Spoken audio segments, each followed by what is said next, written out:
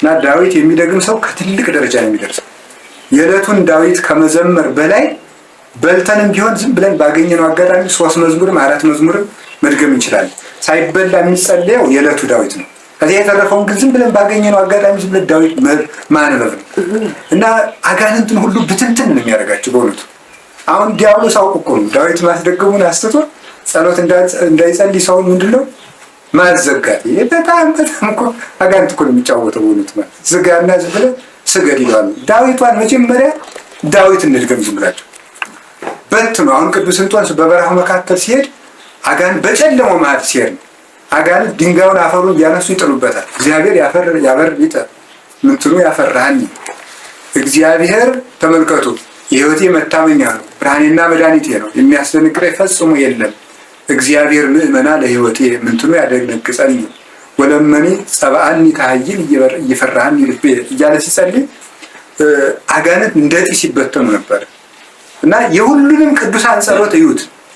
አሁን ምን ልጸልይ ይላል ሰው ህልም እንዳያሰቃየኝ ምን ልጸልይ? ዳዊት ነው ዋናው መድኃኒቱ ጸሎት ዳዊት ነው። ስለዚህ ምንድነው መሰላችሁ የሁሉንም ገድለ ቅዱሳን እዩት። የሁሉንም ገድል አሁን ገድለ ቅዱሳን መቼም መነኩሴ በገድለ ቅዱሳን አይታመም። ቢያንስ 10 ገድል የሌለው አይኖርም መቼም። ገድል ሞልቷል አይደል? ምንኩስና ገድል አይደል? እና የገድል መጽሐፍ ብዙ አለ።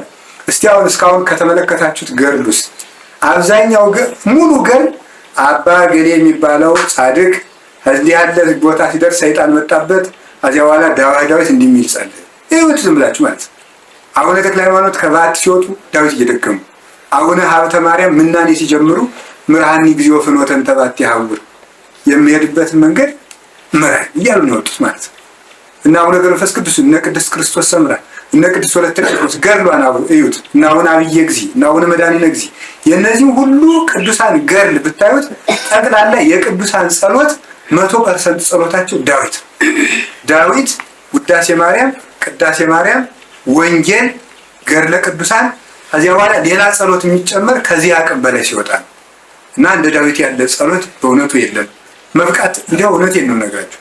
አሁን ሰው አይገባውም እንጂ አሁን እንዲያው ምዕመናን ምን ደርሰው በሆነ ለሰው የሚመጡት እንዲያው መናገር ፈልግ ነበር። ዝም ብሎ ሰው ያለ አቅሙ ይዘጋና ሽምብራ መቆጠር ይሄ ፈጽሞ ነውር ነው። ሰይጣን ደግሞ ነው የሚጥላችሁ። እኔ ነው ማለት ከልቤ ነው ማለት አጣሞ ፊታችሁን ነው የሚጥላችሁ። እንደዚህ ያለ ነገር አያስፈልግም። መድኃኒቱ ምንድነው ካላችሁ ዳዊት አሁን ዳዊቱን ጀግንነቱ ካለ ማለት ዘግቼ እንትን እላለሁ ካለ እንቅልፍን ቀነስ አድርጎ 150 ለ40 ቀን ቢደግማት አንድ ሰው የፈለገው ነገር ካች ይሄው አሁን እኔ ያው ነግሬያችኋለሁ። ሞክሩብኝ ማምለክ ዛሬ ገብታ ጀምራችሁ ትሞክሩት።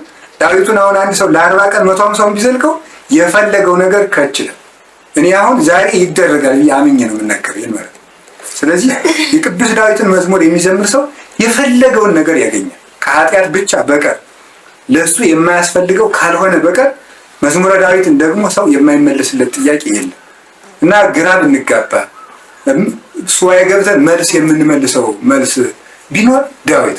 አንድ አባት እኔን ራሴን እንዲህ ብለውኛል የሆነ ጊዜ አይ ያሁን ጊዜ ልጅ ሆዳም ነው እና ዘግቼ ጸልያለሁ አትበል እንጀራ ስለምትፈልግ ይራል። ስለዚህ ዝም ብለህ ከሰው ጋር ዝም ብለህ ደናደራችሁ እያልክ ዳዊት ነው መድገም ብሎኝ ነበር። እውነታቸውን ነው ብሎት ማለት አሁን የዚህ ጊዜ የ8ኛው ሺህ ትሩፋት መሆን ያለበት በምንድን ነው መሆን ያለበት? በአፋ ነው መሆን ያለበት። የውስጥ በአፋ ማለት ነው ከሰው ጋር እየኖሩ ዳዊትን መድገም፣ እየሳቁ እየተጫወቱ ዳዊትን መድገም ነው እንጂ ተደብቄ ቤት ዘግቼ ፍልሰታን ዘግቼ እንዲህ የሰይጣን መጫወቻ መሆን። እንዲሁ የዚህ አካባቢ ሰው የገጠሩ ሰው ሲፎክር ውረድ እንውረድ አባይ ቃለቱ የሞተው ሙታ ታልቅስ እናቱ ይላል። ዘግቼ ልጸልይ ማለት ከሰይጣን ጋር ውረድ እንውረድ ናግጠም ይወንድ ማለት ደረት እንደ ደረት እስቲ ሞክረኝ ማለት ይሆንልናል አይሆንም። በሙሉ በየትኛው ንጽህና በየትኛው ቅድስና እና ምንናን ሁሉ ይመጡና መዝጋት ዘግቼ ልጸልይ ነው ሱባኤ ማለት። ከዚያ በኋላ ሰይጣን ምን ያቅማል? ምታቱን አቅሙ ይጥለዋል። በላ እንደዚህ አርሴማ እንደዚህ ሚካኤል እያለ ይጫወትበታል።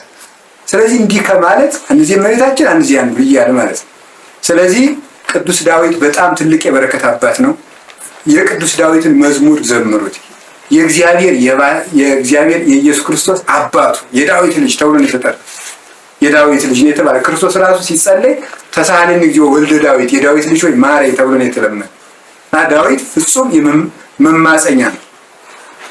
ዲበ መንበረ ዳዊት ትጸን መንግስቱ ተብሎ የክርስቶስ መንግስት እንኳን በዳዊት ዙፋን ተብሎ የተነገረለት ነው እና ዳዊት የእግዚአብሔር አብ የባህሪ ልጅ የሆነው የኢየሱስ ክርስቶስ እንኳን ልጁ እንዲሆን የእመቤታችን አባት ለመሆን የበቃ ፍጹም ቡሩክ አባት ስለሆነ በረከቱ ይደርብን፣ አጋንንትን ይበትንልን።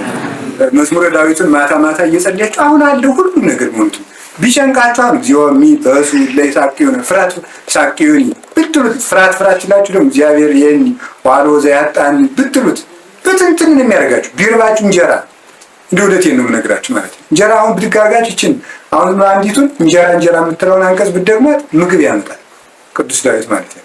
ሁሉን ነገር በእውነት ማለት ነው። ላይለ ተኩላ ወከይሲ ትጽያን ወተከይድ አንበሳ ወከይሲ ብሏም ቢደግም አንድ ሰው እባቡ ጸጥ ይልለታል። የቅዱስ ዳዊት መዝሙር ፍጹም ኃይልና ጋሻ ነው እና ይሄንን ነው ማለት በቀር ልቅምቃሚ ጸሎት ፈጽሞ ነውር ነው በእውነት ማለት እንደው አሁን ባለፈው አንድ መነኩሴ እዚህ መጥተው የቅዱስ ያሬድ ጊዜ ነው ለአንድ ሰው ምን ብለዋል? ብድግ ብለው ነው እንደው አይደስኩ ሳይት አሳዝነኛለህና እንደው ሳይት ስለምታሳዝነው ይችን ድገም ብለው ጽፎ ዝም መስጠት ደርሶ እንደው ለባህል የመጣ መነኩሴ ነው። እዚህ ገዳም ያለ አይደለም ማለት ምን አቅለበልበው ሰው ሰው አርፎ ተቀምጠበት የሰው ልጅና መረበሽ ምንድነው? መለቃቀም በዚያም ልቅም እንዲና እንዲህ ያለ ትርክምክም ነገር ወዲያ መውጣት አለበት። ሌላው ቀርቶ ነው መጽሐፍ ምን እንደሚል ታውቃላችሁ?